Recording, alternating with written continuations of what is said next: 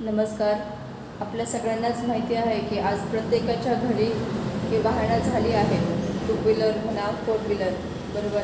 तर मित्रांनो आणि मैत्रिणींनो, आपण वाहन चालवताना थोडंसं काळजी घ्या, सावधपणे चालवा. कारण या समाजामध्ये आपण राहतो आणि आपल्यासोबत अनेक जीवजंतू देखील राहतात.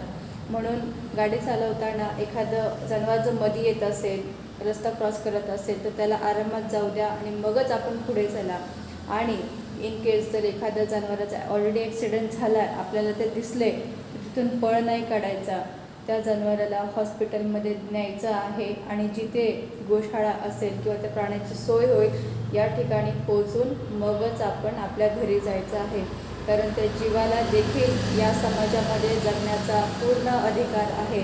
म्हणून आपण आपल्या जबाबदारीपासून पळायचं नाही आहे. प्राण्यांची सेवा करायची आणि वाहनं चालवताना काळजी